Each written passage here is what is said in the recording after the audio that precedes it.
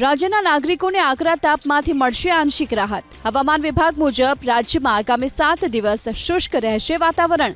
ઉત્તર ભારતમાં વેસ્ટર્ન ડિસ્ટર્બન્સને લઈ રાજ્યમાં આગામી 3 દિવસમાં મહત્તમ અને લઘુત્તમ તાપમાનમાં ઘટાડો જોવા મળશે.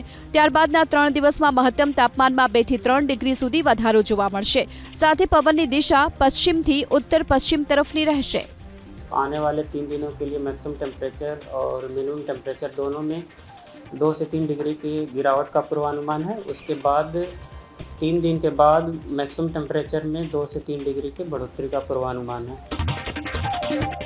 રાજ્યના નાગરિકોને આકરા તાપમાંથી મળશે આંશિક રાહત. હવામાન વિભાગ મુજબ રાજ્યમાં આગામી 7 દિવસ શુષ્ક રહેશે વાતાવરણ. ઉત્તર ભારતમાં વેસ્ટર્ન ડિસ્ટર્બન્સને લઈ રાજ્યમાં આગામી 3 દિવસમાં મહત્તમ અને લઘુત્તમ તાપમાનમાં ઘટાડો જોવા મળશે. ત્યારબાદના 3 દિવસમાં મહત્તમ તાપમાનમાં 2 થી 3 ડિગ્રી સુધી વધારો જોવા મળશે.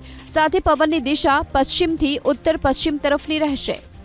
आने वाले 3 दिनों के लिए मैक्सिमम टेम्परेचर और मिनिमम टेम्परेचर दोनों में 2 से 3 डिग्री की गिरावट का पूर्वानुमान है। उसके बाद 3 दिन के बाद मैक्सिमम टेम्परेचर में 2 से 3 डिग्री की बढ़ोतरी का पूर्वानुमान है।